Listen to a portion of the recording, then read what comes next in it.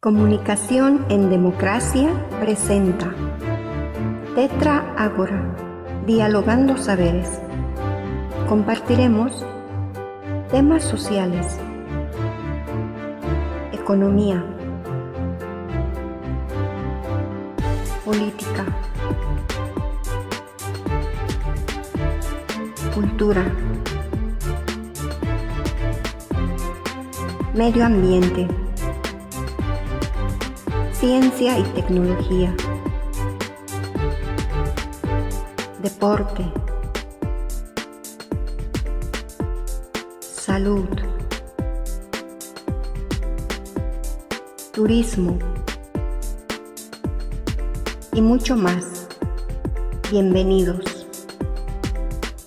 Tetra Ágora, Dialogando Saberes, bajo la conducción del Dr.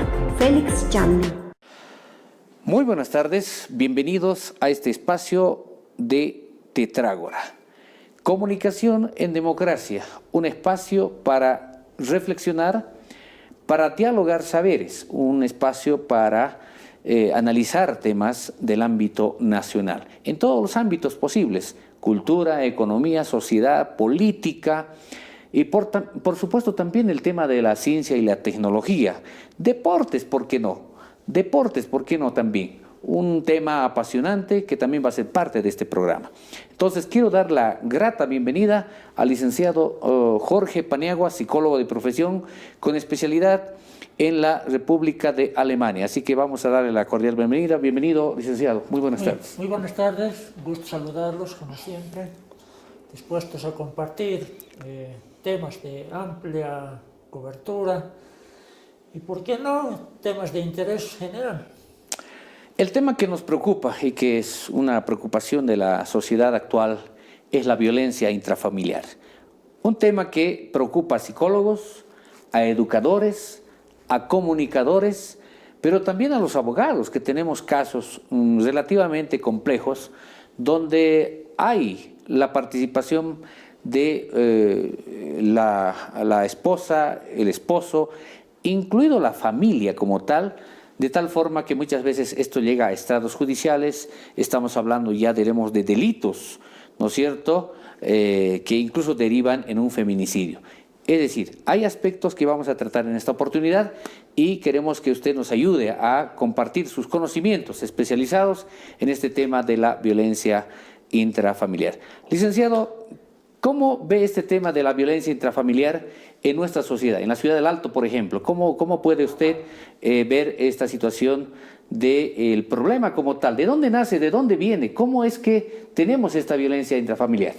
Bueno, habría que partir de un aspecto, realizando un análisis, prácticamente hay que tomar en cuenta dos situaciones. La primera, hay que hacer un análisis desde un aspecto netamente cognitivo, es decir, en donde desborda prácticamente el problema, en el nivel de pensamiento, en el nivel emocional, o directamente es un aspecto en el nivel comportamental. El segundo aspecto, hay que ver si evidentemente la persona ha tenido, digamos, algún tipo de trastorno en su infancia, donde deriva en un carácter netamente reproducible. Eso significa que la persona haya tenido aspectos negativos en su infancia, de la cual repercute cuando ya es adolescente y cuando ya es adulto. Pero la mayor parte de los casos son desbordes más emocionales. Lamentablemente eso es lo que tal vez no están considerando muchos aspectos, como la misma familia. Se da cuenta de la situación, pero no está considerando que realmente es un peligro latente. ¿Qué significa esta situación? Significa que la persona, sea varón, sea mujer, llevan dentro de sí mismos, en la categoría personal, bastante ira, enojo, rabia, rencor, miedo, depresión. Eso es lo que produce, de algún aspecto, digamos, un desborde emocional que puede trascender directamente en una agresión, lo cual en muchos aspectos no toman en cuenta esa situación. Por otro lado, hay que ver algunos otros aspectos muy fundamentales. Por ejemplo, en el campo mental hay que derivar, por ejemplo, lo que se llaman las ideas o imaginaciones que tiene la persona. Lamentablemente, el agresor muchas veces se imagina así entre comillas, que la esposa le es infiel, ¿no? En muchos casos viene la idea, una idea completamente irracional de que la mujer estuviera andando con otra persona. Y de esa magnitud podemos nombrar una serie de aspectos, por ejemplo, que la idea que tiene el varón contra la mujer es que no hace nada, no trabaja, es una holgazana, lo cual es completamente incierto. Por otra parte, el otro desborde, donde prácticamente la persona hace un descontrol de su carácter y de su comportamiento, lamentablemente está en un factor externo. Eso significa que al calor del insumo de bebidas alcohólicas se presenta un montón de factores cognitivos de la cual la persona no tiene control. Ese es uno de los aspectos muy fundamentales. Y a todo eso yo puedo englobar, de acuerdo a un análisis ya un poquito más minucioso, he logrado captar prácticamente que la actitud de la persona hace mucho en ciertos aspectos, y eso es muy fundamental. Hagamos tal vez un análisis de lo que sucede con la familia. A la violencia del esposo también hay una participación indirecta en temas, diremos, de aprendizaje de los menores. Los menores van a crecer, van a ser jóvenes, van a ser mayores, y al final también va a haber una reproducción de esa violencia en los términos, ¿no es cierto?, que ellos han experimentado o han visto. Por lo tanto, ¿cómo se puede cortar esta situación? Porque la violencia obviamente ya está instituido. Hay una violencia física, psicológica, emocional, hasta violencia sexual tenemos de acuerdo a la ley 348, por ejemplo, las definiciones de violencia. Hay muchos tipos de violencia, ¿no? Entonces, ¿cómo usted, diremos, ve que en qué momento se puede cortar este tipo de violencia? Bueno, lo primero que hay que considerar es cuál es el carácter que tiene la persona, hablando netamente de un aspecto comportamental. No te olvides que hay un problema, es decir, todas las personas en su generalidad tenemos un aspecto que nos reprimimos de alguna manera, por alguna situación.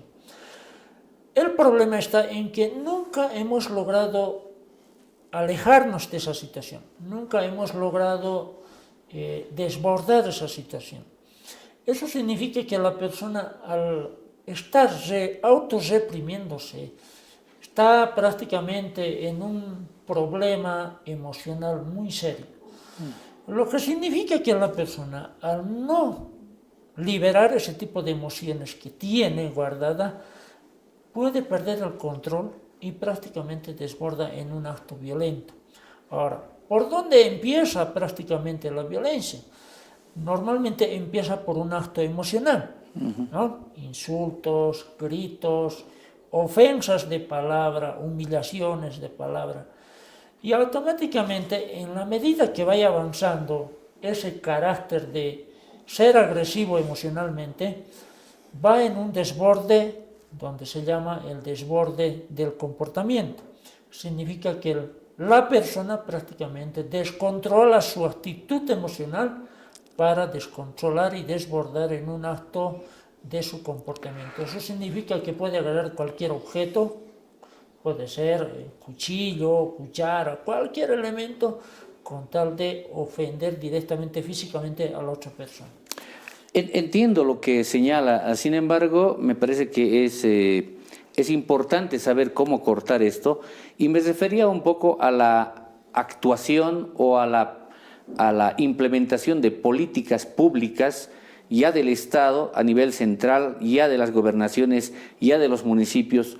¿O es que en este momento tenemos ese tipo de instancias de trabajo, de proyectos, de planes, para precisamente trabajar en este tema de cómo evitar o cómo prevenir la violencia intrafamiliar, o cómo tratar a mujeres golpeadas o a personas golpeadas, a personas que están sufriendo la violencia de su pareja, etcétera? O sea, ¿qué instancias o qué mecanismos existen o que deberían existir para realmente evitar la violencia intrafamiliar? Bueno, mecanismos hay, no es que no hay los mecanismos, existen de acuerdo a las leyes que han sacado, evidentemente hay mecanismos de prevención, pero el error está en que no se está actuando dentro de los mecanismos de prevención, lo que se llama acciones de prevención. ¿A qué me refiero? A que se les hagan una terapia para las mujeres que han sido maltratadas y para los hombres violentos. Porque no es cuestión de que la ley salga y se les haga un acto de prevención para decir no golpearás, no maltratarás, sino tomar acciones donde realmente la persona tome mecanismos comportamentales para cambiar sus actos de violencia. Eso significa que debe tener prácticamente la persona, asistir a una terapia con un especialista para que tenga un autodominio personal de ese acto comportamental, lo cual no existe en las instituciones. Ahí está, las instituciones están ahí, como dicen, de bandera blanca, pero ¿dónde están los resultados? ¿Dónde están los hechos para decir estamos bajando los índices de violencia? Porque de acuerdo a la ley 348 los índices de violencia siguen prorrogándose mucho más todavía, ¿no? Eso significa que no están haciendo una buena labor. Esto quiere decir que al momento no tenemos mecanismos, diremos así, eficientes para controlar o por lo menos para prevenir, para implementar actividades, ya sea en la familia, ya sea en la escuela, en los centros educativos, en las universidades, en otros espacios públicos donde realmente las instituciones puedan trabajar con especialistas, con profesionales y puedan ayudar a que realmente este problema pueda disminuir o por lo menos pueda ser más controlable, más manejable. Más manejable, evidentemente. Ahora, lo que se tiene que hacer es hacer terapias de grupo, ¿sí? Desde un punto de vista muy coherente, porque esto sí yo lo he llevado a cabo, hacer terapias de grupo donde sufren las personas mucha violencia, exponen su situación, liberan sus situaciones negativas que tienen recargadas. En la medida que vayan descargando, los resultados se dan, pero esto no es inmediato, es de corto a mediano y largo plazo, donde hay que trabajar. Bueno, en este caso llamaríamos psicología a la inversa, significa primero hay que trabajar con la familia, para luego entrar al campo de lo que se llama la educación dentro de la adolescencia y finalmente terminar en las escuelas de nivel básico. Una breve observación. O sea, las campañas, por ejemplo, que realizan las instituciones públicas, la alcaldía, la policía, son campañas de 15 minutos donde solamente les dan una breve charla y eso no es eficiencia. O sea, eso no es factor prevenir, sino es un factor solamente de información. Entonces, por ahí estamos cometiendo un error. O sea, que las campañas de prevención primero significan que deben elaborar un programa de corto a mediano plazo para luego tomar ciertas acciones donde realmente las personas que realmente estén atravesando esta situación tomen directamente una terapia integral. Bien, ya estamos a punto, diremos, de concluir esta primera parte. Vamos a llevar adelante unas preguntas también posterior en la segunda parte y ciertamente decirle a usted, y no me responda por momento, hay personas violentas que no son subsanables, hay personas que no van a cambiar, así tengan una terapia, etcétera. Es decir, hay personas que realmente como tenían una conducta innata de violentos, o se puede cambiar. O sea, es una pregunta que me la va a responder en el siguiente bloque, por favor. Vamos a un corte, enseguida volvemos.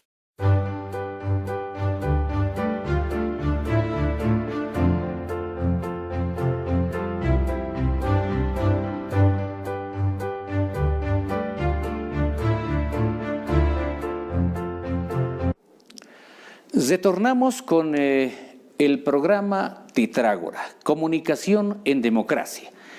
Estamos con el licenciado Jorge Paniagua, experto en psicología, con especialidad en Alemania, y ciertamente es un placer que esté con nosotros. Le hemos hecho una pregunta.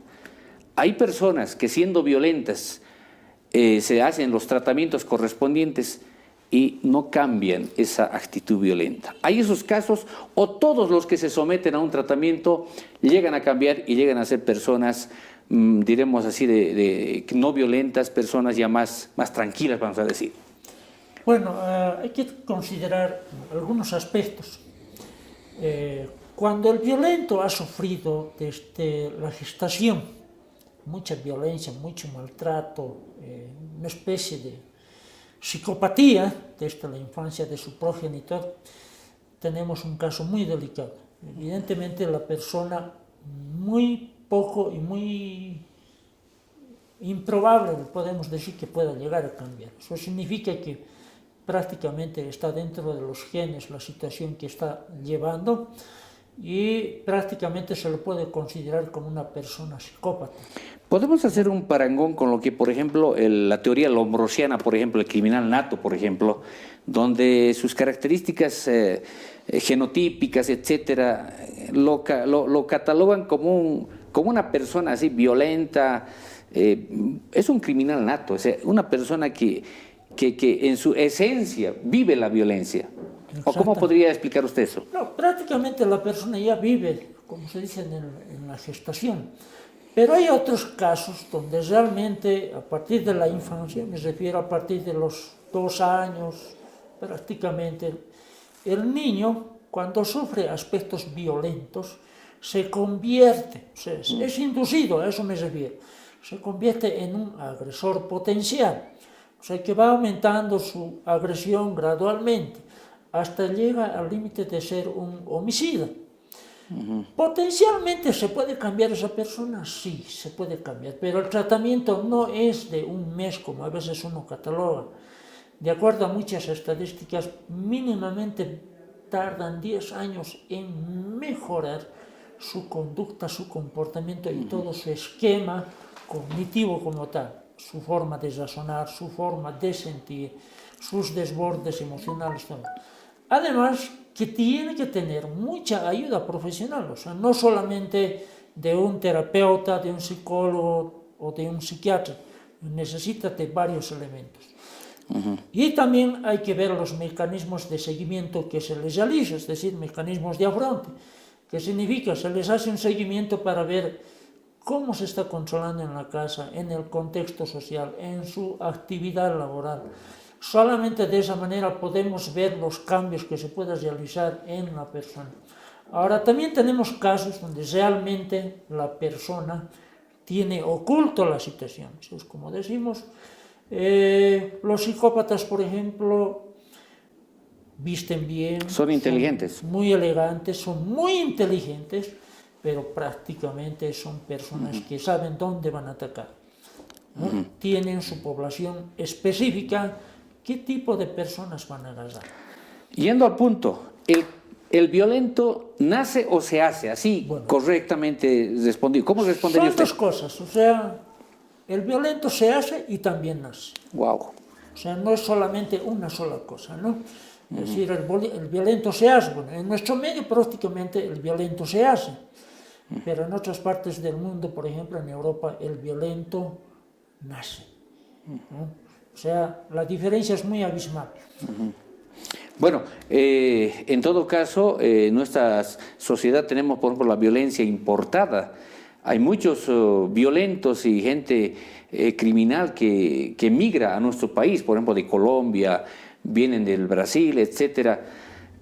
Habrá, diremos, podría decirse más bien que la violencia no es tan innata en nuestra sociedad, somos gente un poco pacífica, y que los extranjeros vienen aquí a Bolivia y generan violencia con una serie de hechos violentos, y a eso se incorporará el tema comunicacional. Vemos muchas telenovelas, vemos muchas películas de violencia. ¿Todo eso estará influyendo en la conducta violenta de las personas en la familia? Sí, en cierta manera, indirectamente, obviamente que influye. Por ejemplo, las telenovelas mexicanas tienen un carácter agresivo, o sea, por cultura ellos son machistas. Nosotros también lo hemos ido adquiriendo, pero lamentablemente esa adquisición de un carácter machista la estamos descontrolando, o sea, lo estamos llevando al extremo. Ver una telenovela, pero con criterio analítico, es muy diferente, porque cuando uno ve una telenovela, alguna película, qué sé yo, bastante violenta, tenemos que tener criterio formado como para ver cuáles son los elementos que producen un acto violento. De acuerdo a mi análisis, varias veces he visto muchas películas, tenemos que tener un carácter racional para ver el fondo de una película, lo cual normalmente no se ve. Lo único que tal vez vemos es quién es el malo y quién es el bueno. El héroe y el villano. Más o menos así, ¿no? Bueno, nosotros como comunicadores, por ejemplo, analizamos ese tipo, diremos, de tramas o de historias donde hay héroes y villanos. Pero al interior, por ejemplo, se reproducen algunas ideas, algunas conductas en esos creadores de esas películas que muchas veces es asumido a pecho, vamos a decir, por la gente que lo ve. Por ejemplo, en casos, diremos, de la traición en una familia, por ejemplo. La mujer traiciona al varón, el varón traiciona a la mujer, y una vez diremos que ven la película, hay esa idea en la familia, dice, oye, mira, la ha traicionado. Es decir, de alguna forma se replica ese acto que se ve en la película en las personas. ¿Usted cree que tiene mucho que ver, por ejemplo, esas cositas pequeñas que ingresan a la familia y hacen que la familia se refleje o quiera reflejarse en las películas, en los programas? Lo que se ve es que es un reflejo prácticamente, pero lo que no están considerando es en el fondo.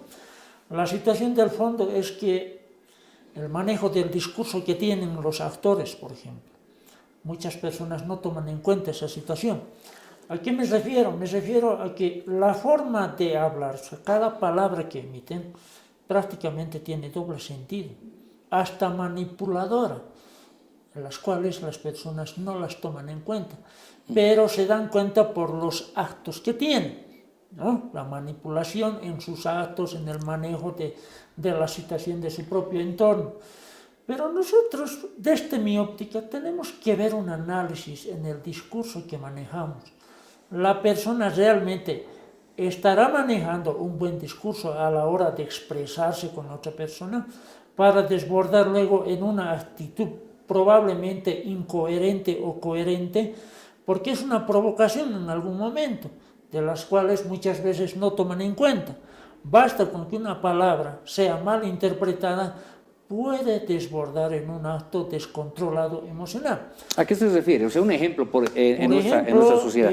Cuando hay una palabra, por ejemplo, parece que te he visto con tal persona.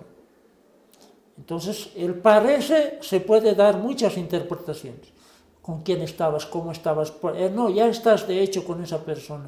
O sea, la interpretación es prácticamente un enfoque muy elemental en una persona. Hay algo que en algún momento he visto en las redes sociales, donde si la esposa te pregunta, o la novia, ¿dónde estabas ayer en la tarde? Y ya sabe qué has estado haciendo en la tarde, es decir, prácticamente ya sabe, solamente quiere verificarlo. En cierta manera quiere comprobar la verdad, o quiere comprobar, como se dice, un acto incierto, por no llamarlo infidelidad, porque no siempre se es infiel, ¿no? Ahora, tenemos que tomar en cuenta dos situaciones. Primero, la actitud de la persona, y dos, la verbalización de la persona. Muchas veces la actitud de la persona demuestra que es una persona completamente sincera y honesta, pero su discurso puede ser algo falacioso. Me refiero a que la persona puede elaborar un discurso mentiroso. ¿No? Lo que tú me dices, por ejemplo, es ¿qué estabas haciendo el día de ayer? Con mis actos puedo demostrar que realmente estaba trabajando, pero con mi discurso puedo decir, bueno, estaba ahí charlando con alguien. Y ahí viene la conjetura, ¿ese alguien quién es? Puede ser un compañero, puede ser alguien, pero normalmente lo hacemos en función a que realmente estuviera con alguien del sexo opuesto. Esas son las variaciones de la interpretación que tiene la persona. Antes de llegar ya al final de la segunda parte, preguntarle puntualmente, ¿la estabilidad de la familia tiene mucho que ver con que la pareja, uno, tenga confianza y dos, se hable la verdad, haya fidelidad o lealtad? O sea, ¿cuáles serían las categorías y los conceptos que manejaríamos en este caso para una estabilidad de la familia y que no se genere la violencia intrafamiliar. Para hablar de estabilidad familiar, primero tenemos que hablar de estabilidad emocional. Primero, ser honestos, no tener ese sentimiento de culpa, no tener miedo en algún momento a quedarse solo, si es que por ahí llega a suscitarse algún pequeño problema, porque de un pequeño problema la mayor parte hace un gran problema. No tener el descontrol de la ira, el rencor o la rabia que se guardan, más bien hay que bajar esos niveles con el único afán de poder conversar adecuadamente y con el único afán de que exista una mejor y buena comunicación para llegar a un acuerdo mutuo y saber resolver el problema interno. Ojo, pero aquí hay que tomar en cuenta lo siguiente, la madurez de la persona, porque eso es muy fundamental. No te olvides que tenemos en nuestro medio un gran problema. La dependencia, ya sea del varón o la mujer, hacia la familia de origen, o prácticamente la codependencia de la mayoría de la población, porque siempre estamos buscando por ahí a alguien que nos dé, sea un buen o mal consejo. Son diferencias que tenemos que tomar en cuenta para evitar después malos entendidos y mala comprensión de esa situación. Está hablando de la injerencia de la familia en la pareja. Bien, ese tema lo vamos a tocar en la tercera parte y también vamos a referirnos al tema, por ejemplo, de cómo la iglesia evangélica, el tema de la fe y los medios de comunicación y otros tal vez otros espacios de reflexión pueden colaborar a que la familia esté en paz, a que la familia no esté generando violencia. Eso lo hablamos en la tercera parte y obviamente decirles a todos ustedes que están viendo este video, realmente el tema da para mucho, pero en este momento sí tenemos un gran problema de violencia intrafamiliar que ni siquiera la parte legal ha podido solucionar. Volvemos enseguida, no se nos despegue.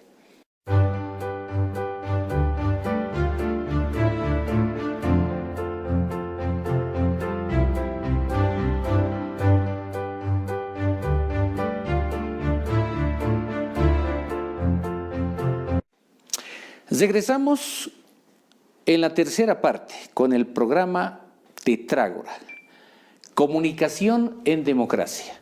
Estamos con el licenciado Jorge Paniagua, especialista psicólogo y tiene un posgrado en Alemania. Es un gusto estar con él y vamos a directamente preguntarle otra vez. ¿Qué tiene que ver la familia? ¿Cómo es que la familia se inmiscuye en la pareja? ¿Es bueno? ¿Es malo? ¿Hasta qué punto uno puede aceptar la participación de la familia en forma directa en la pareja, en los jóvenes que han tomado la decisión de vivir juntos? Bueno, lo que anteriormente decía, es decir, la dependencia familiar es un prejuicio prácticamente para la relación de una nueva pareja. ¿Por qué razón? La injerencia que determina, por ejemplo, la familia de origen es cómo tiene que atender, qué tiene que hacer, qué no tiene que hacer, dónde tiene que vivir, cómo tiene que vivir, qué cosas tiene que comprar, etcétera, etcétera, una gama de elementos externos. Pero no se dan cuenta que la nueva pareja tiene que tener mecanismos de comunicación adecuada para ver qué propósitos tiene, cuál es el proyecto que tiene como pareja, como familia y todo lo demás. Lamentablemente, durante todo este tiempo como profesional, la mayor parte no tiene proyecto familiar. ¿Eso qué implica? Independencia, es decir, dónde nos vamos a ir a vivir, cómo vamos a empezar nuestra relación de convivencia como pareja, qué proyecto tenemos en relación a cuántos hijos vamos a tener, qué vamos a hacer con los hijos, cómo vamos a implementar y cómo vamos a adornar el nido de amor que tenemos los dos juntos. Desgraciadamente esa situación no existe. Llamamos injerencia de la familia porque directamente son personas que les mandan, sí, entre comillas, las cosas que tienen que hacer cada uno, hasta la forma de trabajar, si así se lo permite. Y eso creo que no es aceptable. Por otro lado, la dependencia de no querer soltar a los hijos de su nido de origen también produce un problema, porque dicen... Sobre ese punto, licenciado, es bien importante lo que usted dice. No querer soltar a los hijos, especialmente a los hijos únicos. Ese es uno. Y el otro tema, a veces si van a vivir en otro ambiente, necesitan pagar un alquiler, necesitan un anticrético y no lo tienen. El padre o la madre de uno de ellos dice, yo les puedo dar un lugar para vivir. ¿Eso es aconsejable? ¿No es aconsejable? ¿Cómo usted, diremos, ve a partir de eso problemas posteriores que pueden generar violencia también? Evidentemente, lo que pasa es que no es aconsejable que los papás determinen el futuro de sus hijos, siendo mayores por si acaso, ¿no? Lo que sucede es que si les dan un espacio, no les están enseñando la responsabilidad como tal de esa nueva familia o de esa nueva pareja, porque directamente les estamos facilitando las cosas. ¿Cuántos casos se ha visto de que los papás progenitores de origen les dan un departamento justo en el lugar donde ellos viven? Les dan una casa donde ellos han comprado. Me dicen, hijito, yo te voy a dar esto porque no quiero que te vayas muy lejos de mí, entonces hasta te lo podemos vigilar a tu pareja. Creo que no viene al caso esa situación, ¿no? Es algo incoherente desde todo punto de vista. Mi sugerencia es simple. Si es una nueva pareja, que aprendan a tomar sus propias decisiones, donde los papás no tienen que hacer absolutamente nada. Supongo yo que en épocas antiguas los papás tomaban sus propias decisiones y formaban su hogar de acuerdo a sus propias posibilidades. Claro. Pero hoy en día hay un dicho que es totalmente en desacuerdo. Dicen, lo que yo he sufrido, mis hijos no tienen por qué sufrir. Por lo tanto, les voy a dar todas las comodidades. Y eso se va reproduciendo hasta el día de hoy. O sea, estamos entrando en una etapa de sobreprotección a los menores, porque hijito, yo te lo voy a hacer tu tarea, yo voy a hacer esto, no hagas estudiar. Y creo que los casos van creciendo paulatinamente poco a poco. Eso también hace que se genere un tipo de violencia. Vamos al siguiente punto. Voy a hacer la pregunta, aunque usted no es un pastor, me parece, pero en las iglesias, por ejemplo, en las plazas, siempre se dice, vengan a Dios. Esa violencia, ese hijo violento, esas acciones, diremos así, de violencia dentro de la familia, se van a acabar, va a haber paz, ¿no? Hay esa consigna, diremos, de la iglesia evangélica. Usted debe tener clientes y pacientes que también están de alguna forma relacionados. ¿Usted cree que, por ejemplo, el cristianismo o las iglesias evangélicas podrán contribuir o contribuyen a que realmente algunas parejas o algunas personas violentas puedan ser, no sé si regeneradas o mejoradas o sacadas de ese ámbito de violencia? A ver, es un poco medio complicado, pero yo tengo solamente un término, se llama juego hipócrita. Aquí lo llamo yo juego hipócrita porque prácticamente vayan a la iglesia católica, evangélica o cualquier tipo de iglesia, es solamente para tomar en cuenta unos breves minutos de reconciliación espiritual, pero no es un cambio absoluto, por si acaso, porque la actitud del hombre no va a cambiar en un par de minutos o en un par de horas. Lamentablemente se requiere de un trabajo y de un tratamiento como tal. Eso significa que las iglesias, por mucho que les enseñen lo que es la palabra o las escrituras de la Biblia, muy poco van a contribuir, digamos, a un mejoramiento de la actitud de la persona.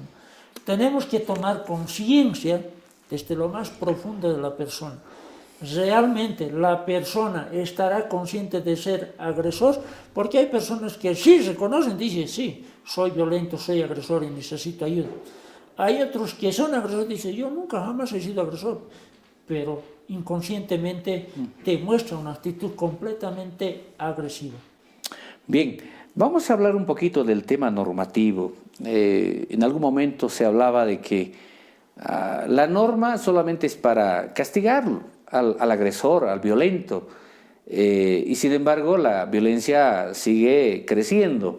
Es decir, si bien la ley 348, el Código Penal, ¿no es cierto?, está establecido precisamente tipos penales donde cualquier conducta que sea violenta, que daña a otra persona, está pues tipificado, está calificado como un delito con cierto tipo de pena, obviamente previo proceso, ¿no? De acuerdo a lo que dice también la Constitución.